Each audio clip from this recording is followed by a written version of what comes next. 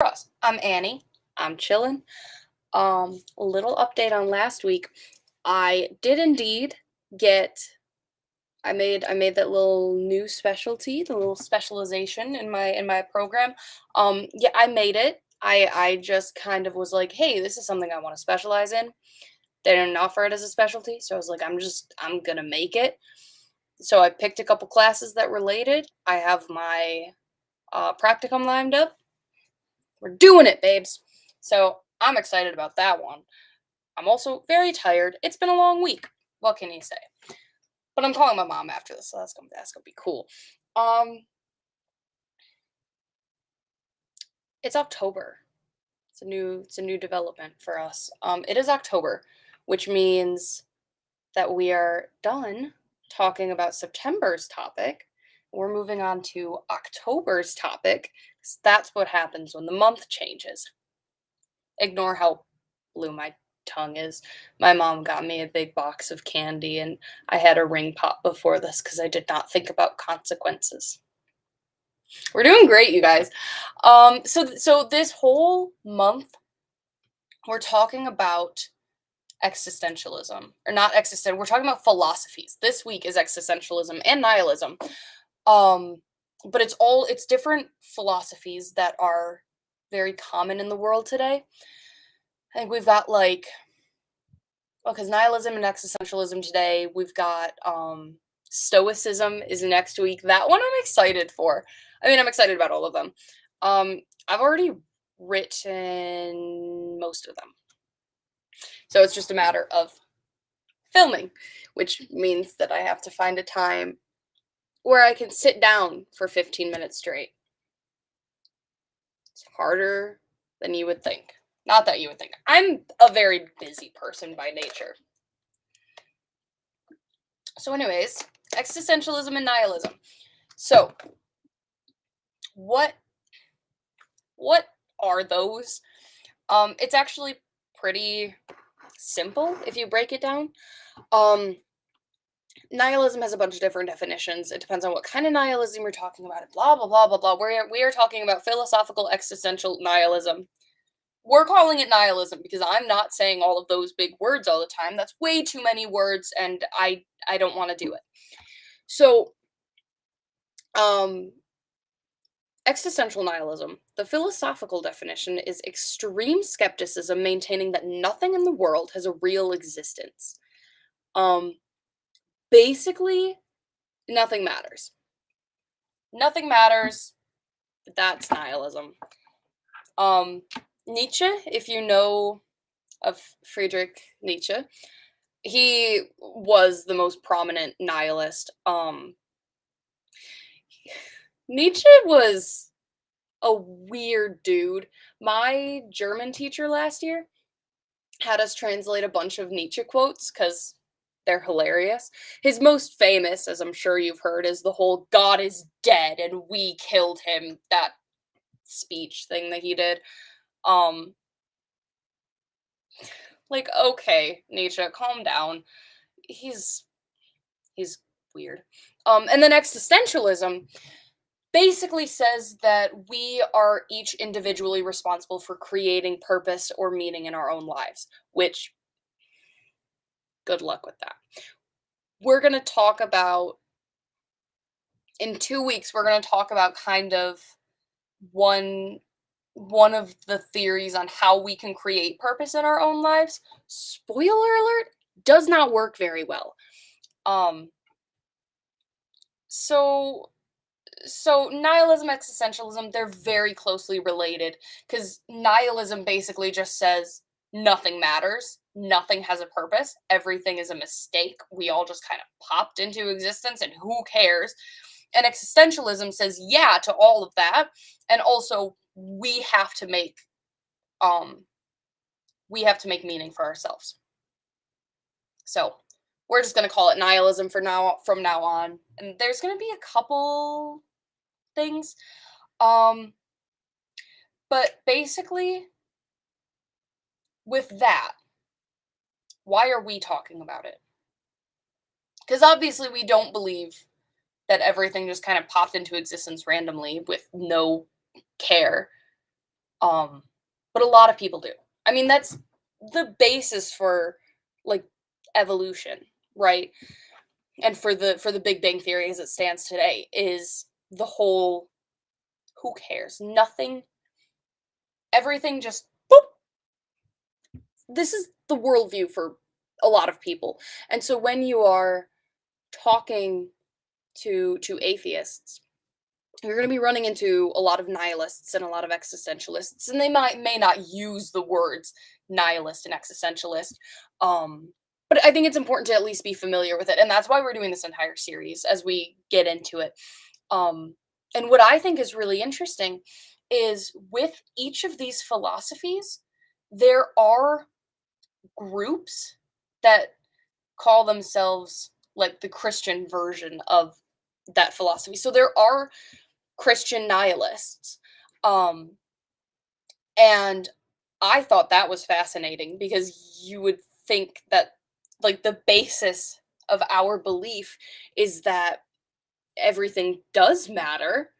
Um, we didn't just pop into existence randomly. So it's really interesting um to hear the term Christian nihilist. And it can be confusing too if you haven't deeply studied theology to hear that kind of a term, because the number one thing I can give you guys, this is my number one piece of advice for you guys. Um Obviously I'm not expecting you guys to have like a PhD in theology cuz you're in middle school or high school, right? Like you don't even have the high school diploma yet. You're not a master in theology. Um but if you hear something that makes you go, "Hey, that sounds a little sketchy theologically," the first thing you do is you go to the Bible. However, there are verses, as we've kind of seen in the past few episodes, there are some verses that can look like they're saying something that they're not on the surface, which is why we always go to context, okay? But Christian nihilism sounds kind of sketchy theologically. So let's first look at why people call themselves Christian nihilists. What scriptural basis do they have for calling themselves Christian nihilists? Um the biggest one I could find is Ecclesiastes, specifically 1 verse 2, but honestly all of chapter 1. Honestly, the entire book, just Ecclesiastes in general. Um the second verse of the entire book is "Vanity of Vanities," says the preacher. Vanity of vanities, all is vanity. A lot of vanities happening. They're not talking about that little thing with the mirror and the drawers. That's not what's happening. um it's it's using vanity as an adjective. Is that the part of speech it is? I don't know, I'm too tired for this. But it's saying like it's worthless. Everything's worthless. Everything's pointless. It's all like it's vain. It's all just for appearances, right? So that's one of the verses that they use to say, see, even the Bible says. First John. Now, this is confusing. There are 3 Johns in the Bible. There's John, First John, and Second John, and that confuses me all the time because I see First John and then I forget to put the 1 in front of it, and then it gets me a completely different verse. I'm getting off topic. Anyways, this is First John, which is the second John in the Bible, but it's not Second John, which is the third. Anyways, I think there is a third John. I'm pretty sure there's a third John. I need to read the Bible more. But that's why we're here, because we can always improve ourselves. Recognize your shortcomings. Okay, First John 2:15. Do not love the world or the things in the world. If anyone loves the world, the love of the Father is not in him. Which is on the surface, because we're going to get into these verses in a minute. But from the perspective of a Christian nihilist, this is saying, see, if you don't hate everything in the world and think that the whole thing is pointless and worthless, you're not going to, like, God's not going to love you. No, the love of God will not be in you. It's different. Another one is John, not first or second, just normal John. 12:25. Whoever loves his life loses it, and whoever hates his life in this world will keep it for eternal life. That one's kind of self-explanatory. You get where we're going with this. And James 4:4.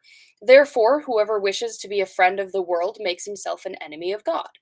So, again, you look at all of that from the perspective of a Christian nihilist. It again on the surface seems like okay, I can see where they're coming from. But if you get into the context of it, I love context. Everybody loves context. You should love context too. So let's look at the context of those Bible verses and see if Christian nihilists have something going for them or if it's just weird. I drink so much water every day. Okay, Ecclesiastes. You read everything in Ecclesiastes, dude's just dude's just complaining about everything. Literally everything. Now remember, we're fairly certain, that Ecclesiastes was written by King Solomon, right? King Solomon had literally everything he could ask for. Homeboy was rich, he was well fed, he was well dressed. Those were pretty much the qualifications for living a fantastic life back then. He was chilling, okay? And he writes this whole book about how everything is vanity. I mean, it's a book, right? Um, and he's 100% right. Everything is awful. Nothing has value apart from God. You take anything away from God, and absolutely it's worthless. Absolutely, you can't. Everything's vanity. You have all of this outside. I mean, go outside right now. It is October 7th? Question mark? Yeah, it's October 7th. And you go outside, look at the leaves.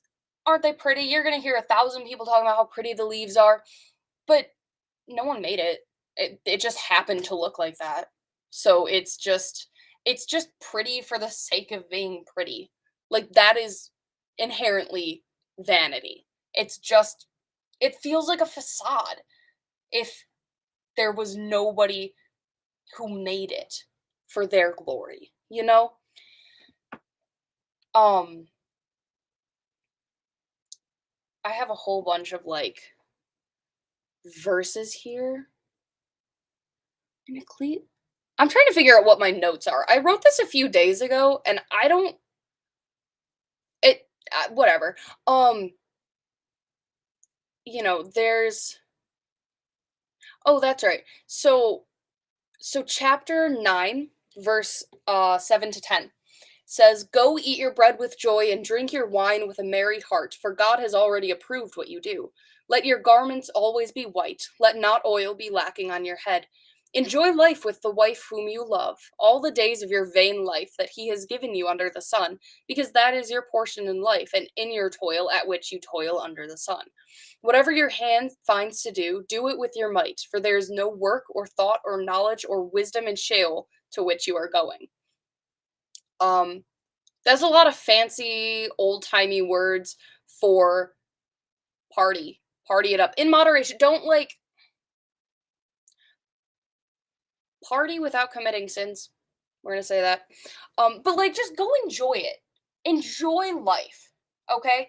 Go outside, look at the leaves, and think, "Oh my gosh, they're so pretty because God made them." Um, don't whatever you whatever hobby you want to do, whatever uh thing you want to study, whatever major you want to study, do it. Do it with all your might. Um, and that little last verse, and where there's no work or thought or knowledge or wisdom in Sheol. Sheol is hell, if you didn't piece that one together. So basically, he's saying, enjoy it all right now, because not gonna last very long. Um, it's it's putting God back into the equation. I lost my train of thought. I am not gonna lie to you guys. But we find value in everything through God. We find, oh yeah, Ecclesiastes chapter 7 verse 24, right? This was what I was confused about earlier. I got it now. Sometimes my brain doesn't mesh well when I'm writing things. It's, I don't know. Um so in that chapter, he says that which has been is far off and deep, very deep. Who can find it out? Which basically just means like that which has been is far off. Basically just it's saying the meaning of life kind of is far off and very deep. Who knows? Um but basically what we can get from all of that is the meaning of life is, it honestly a little bit eludes us. I mean, it eludes everybody. Everybody seems to be constantly on a search for the meaning of life. And if you take God out of the equation, of course you're going to search for that. There's no purpose without God. Um but with God, even if, like, I know that when I was putting all of this together, I was struggling to put into words exactly what the meaning of life is because it evades me. I can't tell you with 100% certainty this is it. But what I can tell you is that God knows exactly what our purpose is here. God knows exactly what the meaning is. And if we trust him, if we put our trust that he's going to handle the whole meaning part, he'll handle the purpose. I don't have to worry about it. Then why not enjoy what he's given us, right? And yeah, it's not going to be fantastic all the time. I mean, we sinned, kind of ruined everything, but there are still parts. I mean, God's creation is still God's creation. You know, even though we soiled it, it is still his, and we can still find the beauty and the meaning and purpose in that. Um and this is also where existentialism, like taking it, back to existentialism, which again, that's where you have to make your own purpose. That's where it falls short. Do it all you want. Try. I dare you. Everybody for the thousands and thousands of years that we've been here has tried to find the meaning of life. And if you separate God from life, try all you want. It's not happening. You're not going to get it. Um because God created the world, right? And he had a purpose to create the world. He had a purpose to give us life. He knows exactly what that purpose is. And even if I can't put into words what that is, he still has it. He's got it covered. And that has been one of the things that, again, I think I've talked about this before. I struggle with accepting that God has everything covered, but he really does.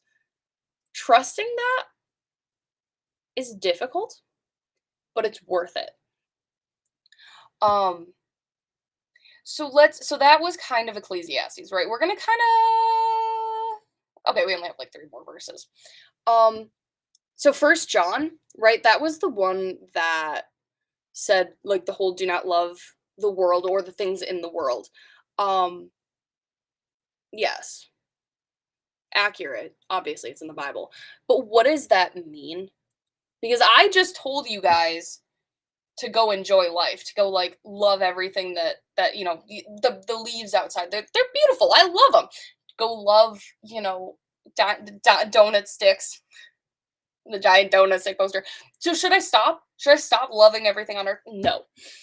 The part that they're talking about, what he's saying in First John is everything that is in the world, all of the sin and corruption, like the way that they put it is the desires of the flesh and the desires of the eyes and the pride of life, which this is the verse. I don't know why I didn't mention this 2 seconds ago.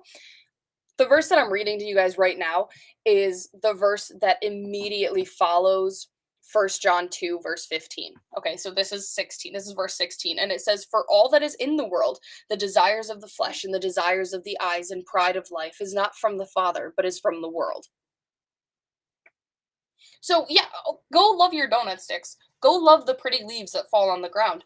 Don't love the part of you that wants to go sin, right? Don't love the influences that are causing other people to sin. That's what it's saying.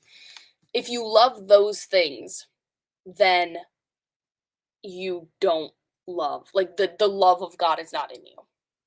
Does that make sense? I hope it makes sense. It makes sense to me. John 12. That one was the whoever loves his life loses it, and whoever hates his life will keep it for eternal life.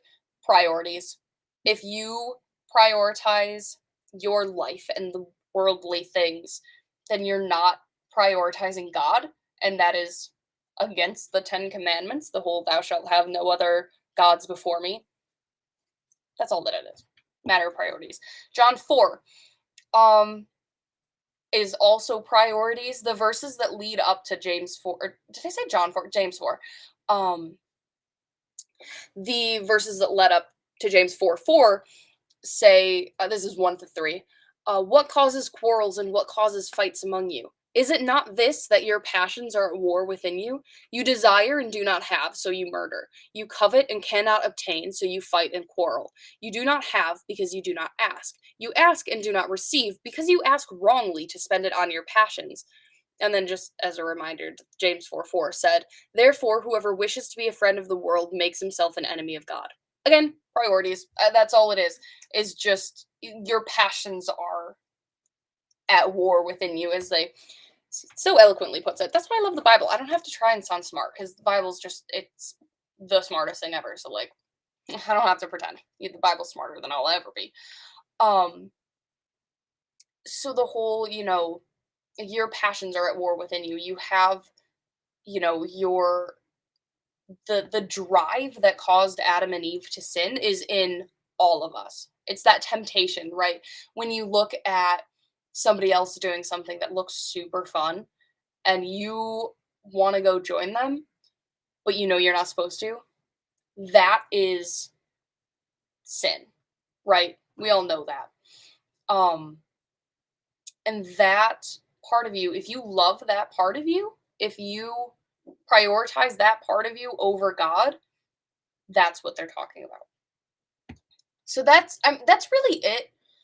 For nihilism and existentialism, it's primarily just Christian nihilists just kind of misread those parts of the Bible and they don't figure out the whole context. And non-Christian nihilists are 100% correct. 100% correct, because they don't have God. So, of course, nothing matters. That is a very logical step. So if you're talking to, an atheistic nihilist or anything, take them the way that my dad explained it to me. Shout out to my dad, by the way. Fantastic dude. Well, the way that my dad explained it to me is when you're talking to somebody, just listen. That is the best way to counter what they're saying, is just listen. Let them talk. Take them down, just take them to the natural conclusion, right? Ask, so for, nihilists specifically, you could ask like, why is there no purpose? It's because we just ended up here. There's nothing put us here. So then you ask them, like, well, what if somebody had? And you just kind of walk that with them. Walk down that path and steer it. See if you can guide them to steering it themselves to God. You know what I'm saying? That's what I got for you guys today. Next week is Stoicism, and then we have hedonism, and not like the 80s, 90s hedonism, don't worry. It will be middle school appropriate. And then we have another philosophy after that. Relativism. That's going to be a fun one. All right, we're already at 25 minutes, so I'm going to go ahead and leave, and I will see all of you